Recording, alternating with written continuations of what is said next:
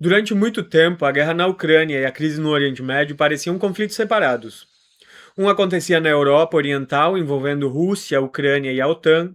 Outro girava em torno de Israel, Irã e a presença militar dos Estados Unidos no Oriente Médio. Mas as duas crises estão começando a se conectar. Nessa semana, a Ucrânia realizou um ataque contra o navio comercial do Irã, que seguia em direção à Rússia pelo Mar Cáspio, matando um marinheiro iraniano. Segundo autoridades ucranianas, o objetivo seria interromper o envio de equipamentos que poderiam fortalecer o esforço militar russo. Já fontes iranianas rejeitam essa justificativa e classificam a ação como uma agressão contra a segurança nacional do Irã. O ministro das Relações Exteriores do Irã, Abbas Araghchi, disse que o Irã precisa dar uma resposta à Ucrânia. Independentemente da interpretação, o episódio aumenta a preocupação internacional. Primeiro vieram os confrontos entre Estados Unidos, Israel e Irã.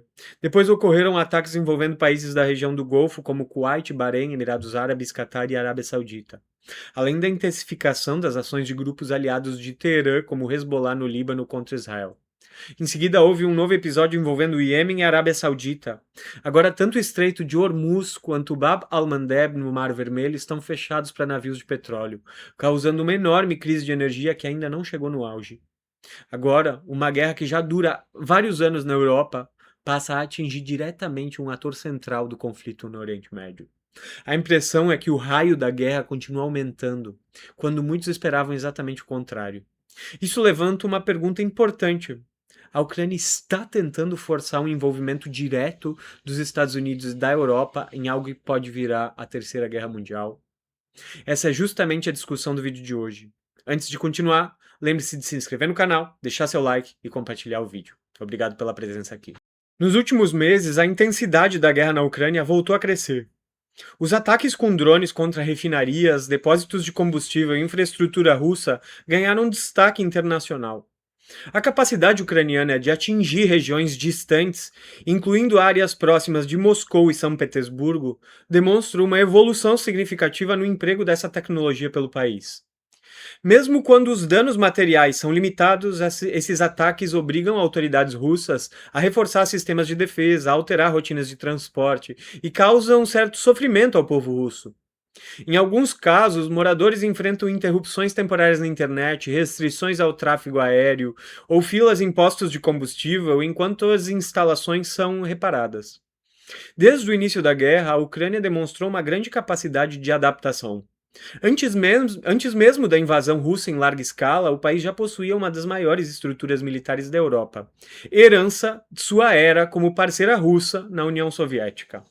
Ao longo do conflito, suas forças incorporaram rapidamente novas tecnologias, principalmente drones de reconhecimento e ataque, mudando profundamente a forma como essa guerra passou a ser travada. Mas existe outro lado dessa história. Apesar dos ataques frequentes, a vida cotidiana em grande parte da Rússia continua relativamente estável. O governo russo conseguiu manter boa parte da sua economia funcionando normalmente, enquanto amplia sua produção militar e sua mobilização de tropas. Refinarias atingidas por drones ucranianos voltam a operar após os reparos. A indústria de defesa continua expandindo sua capacidade produtiva e novos investimentos são direcionados para armamentos, munições e sistemas de defesa aérea. No campo de batalha, a Rússia mantém a iniciativa em vários setores da frente de combate. Moscou continua pressionando posições ucranianas e procura ampliar o território sob seu controle. Ao mesmo tempo, o governo russo prepara novas etapas de mobilização militar para ampliar a intensidade das operações.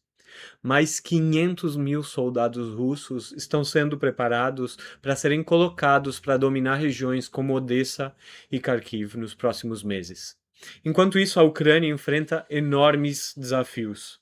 Depois de anos de guerra, o desgaste humano e econômico torna-se cada vez mais evidente no país. O país depende fortemente de assistência financeira externa, fornecimento de armamentos e apoio tecnológico de seus aliados ocidentais. O povo ucraniano é bem menor e está cada vez mais cansado de lutar. Homens estão sendo arrastados na rua para serem obrigados a lutar por Zelensky. Enquanto isso, Moscou transmite uma mensagem bastante diferente para sua própria população. Pesquisas de opinião pública realizadas por institutos russos mostram níveis elevados de aprovação ao governo de Vladimir Putin.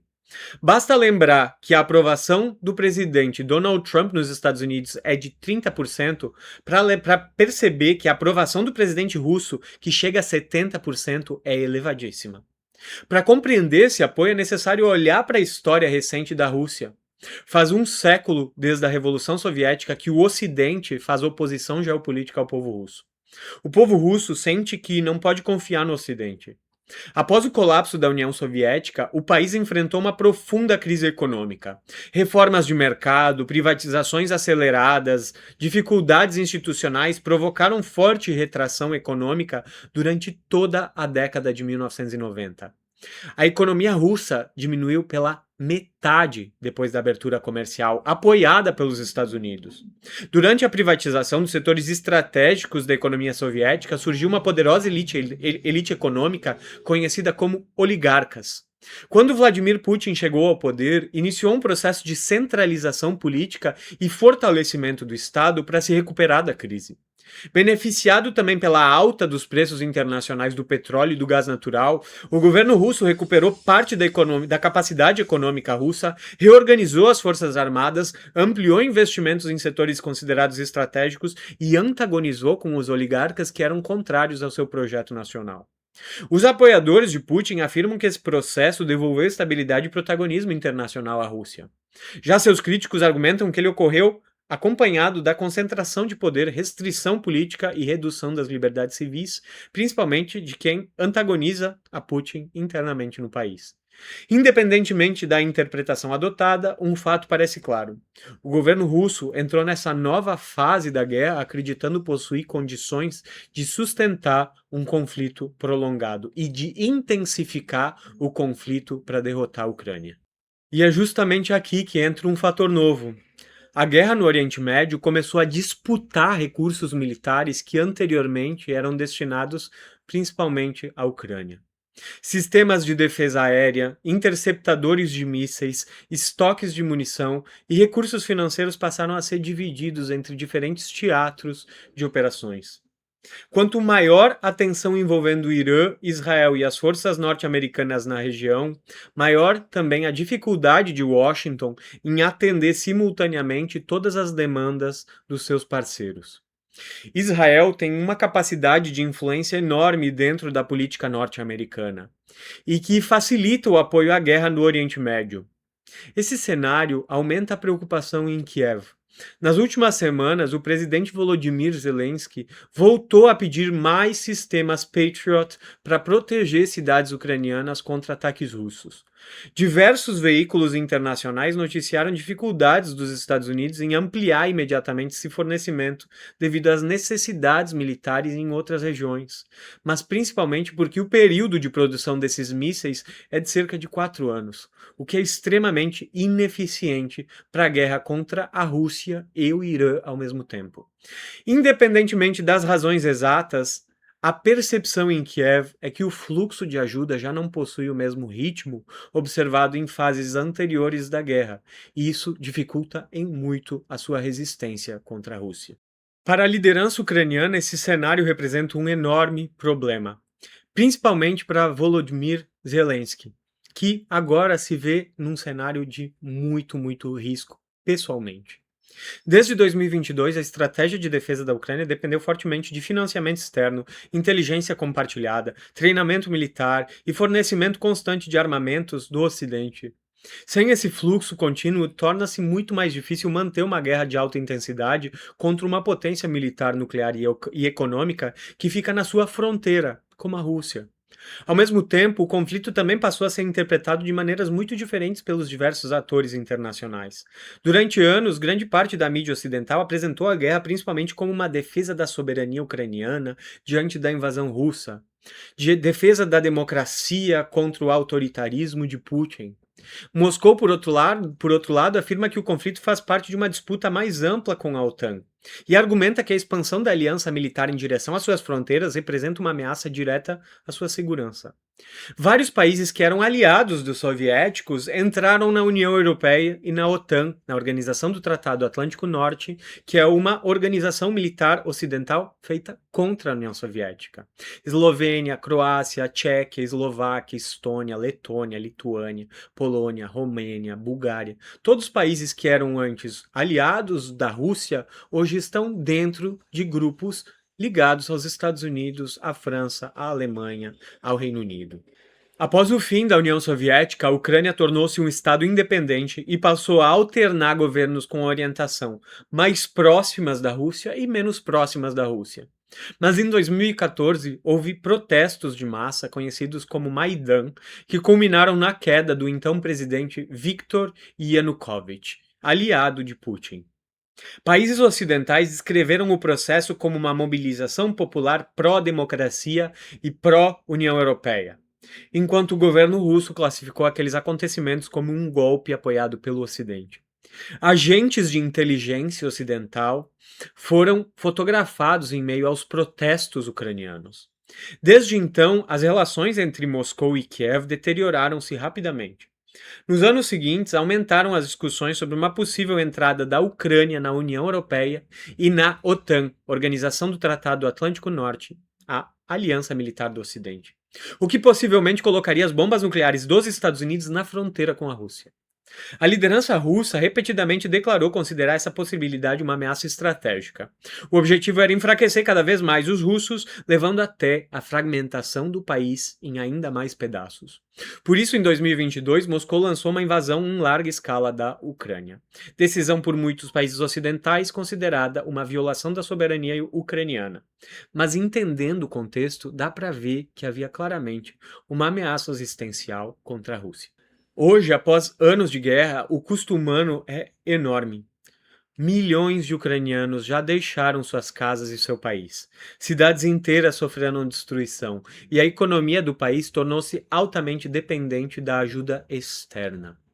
Ao mesmo tempo, a Rússia também enfrenta perdas humanas, sanções econômicas e elevados custos militares, embora tenha conseguido manter parte significativa da sua capacidade produtiva. É dentro desse contexto que ocorreu o episódio envolvendo o navio ligado ao Irã. Segundo autoridades ucranianas, o alvo estaria relacionado ao fornecimento de equipamentos que poderiam beneficiar o esforço militar russo.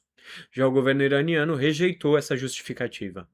Como acontece em diversos episódios dessa guerra, versões diferentes circulam simultaneamente, dificultando um pouco a reconstrução completa dos fatos, até que novos fatos apareçam em público.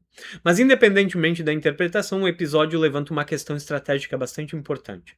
Se um país fornecedor de equipamentos militares pode ser considerado um alvo legítimo por participar indiretamente no conflito, onde termina esse princípio? Pela mesma lógica, a Rússia poderia alegar que países responsáveis pelo envio de armas, treinamento e financiamento à Ucrânia também participam diretamente da guerra. Essa possibilidade preocupa diversos governos justamente porque amplia o risco de escalada entre potências nucleares, podendo envolver Estados Unidos, Reino Unido, França, Alemanha, num grande cenário de guerra. É por isso que é preciso de extrema cautela para evitar que provocações acabem produzindo consequências muito maiores. Está claro que o governo ucraniano procura manter o conflito no centro das prioridades ocidentais, em um momento no qual outras crises internacionais disputam a atenção política e recursos militares e financeiros. Mas existe a possibilidade de que a intenção da liderança ucraniana seja provocar deliberadamente uma unificação da guerra na Europa com a guerra no Oriente Médio, o que geraria uma terceira guerra mundial. Infelizmente, o risco de aproximação entre os dois grandes teatros de conflito não pode ser descartado. Rússia e Irã aprofundaram sua cooperação em diferentes áreas nos últimos anos, assim como ganham o apoio econômico da China enquanto o Ocidente tenta isolá-los. Ao mesmo tempo, os Estados Unidos e países europeus permanecem entre os principais apoiadores militares da Ucrânia. Quanto maior for a integração entre esses blocos, maior também será o potencial de que os acontecimentos em uma região produzam efeitos diretos sobre a outra, até que os conflitos se unam em uma grande guerra. Isso é muito, muito perigoso. O cenário internacional tornou-se muito mais complexo do que durante o período da hegemonia incontestável dos Estados Unidos após o fim da Guerra Fria. A ascensão econômica da China, o fortalecimento militar da Rússia, a influência regional do Irã e o crescimento de organizações como os BRICS indicam uma distribuição de poder mais diversificada do que há 3 décadas. Essa transformação gera novas disputas econômicas, tecnológicas e militares. O principal deles é a vontade de eliminar o dólar como moeda de troca internacional. A negociação de recursos estratégicos como o petróleo somente em dólares fazia inevitável o uso do dólar por todos os países do mundo. Isso enriquecia desproporcionalmente as corporações capitalistas dos Estados Unidos e o próprio governo dos Estados Unidos para financiar guerras ao redor do mundo. A Rússia e o Irã estão ameaçando isso. Nesse contexto, diferentes grupos de interesses também exercem influência sobre decisões políticas dos Estados Unidos. Empresas do setor de defesa e guerra, governos aliados como Israel que financiam lobby dentro dos Estados Unidos, setores financeiros ligados ao comércio de commodities procuram defender seus próprios interesses estratégicos que eles podem perder. Durante sua campanha eleitoral, Donald Trump afirmou diversas vezes que pretendia reduzir o envolvimento norte-americano em guerras prolongadas ao redor do mundo, como o Iraque e o Afeganistão. No entanto, a continuidade das crises internacionais torna cada vez mais difícil para qualquer presidente dos Estados Unidos evitar decisões sobre segurança global. Afinal, perder as guerras para Irã e Rússia torna quase inevitável o fim do dólar e da dominação financeira dos Estados Unidos no mundo. No final das contas, a dúvida permanece. Estamos diante de acontecimentos isolados que continuarão restritos aos seus respectivos teatros de guerra, ou estamos observando os primeiros sinais de uma integração entre diferentes conflitos regionais num grande conflito mundial? Não temos como afirmar com certeza o que irá ocorrer nos próximos meses, mas os sinais não são bons. O que sabemos é que a guerra na Ucrânia continua longe de uma solução rápida e a Rússia quer intensificar a sua ofensiva. O Oriente Médio permanece extremamente instável e parece que os atritos estão aumentando. A competição entre grandes potências aumenta a cada mês e decisões tomadas por governos em diferentes partes do mundo podem produzir consequências globais muito além das intenções iniciais. A história mostra que grandes guerras frequentemente surgem não apenas por decisões planejadas, mas também por sucessões de crises, erros de cálculo e escaladas difíceis de controlar. Seja qual for os desfechos, os próximos meses poderão definir não apenas o futuro da Ucrânia e do Oriente Médio, mas também os rumos da ordem internacional. E é justamente por isso que esse tema merece ser acompanhado com atenção. Afinal, compreender como essas crises evoluem hoje pode ser fundamental para entender o mundo de amanhã. E o povo brasileiro pode permanecer alienado por enquanto. O tamanho do problema pode não estar representado proporcionalmente na grande mídia, mas a crise torna o assunto inevitável. E deixar isso claro para que nós estejamos conscientes é o objetivo desse canal. Por fim, comenta aí o que você acha. Volodymyr Zelensky está tentando puxar os Estados Unidos para uma guerra mundial para se salvar da derrota para a Rússia? E se quiser ajudar o canal a crescer sem nenhuma amarra institucional e corporativa, vou deixar o QR Code do Pix aqui do lado. Obrigado e até a próxima.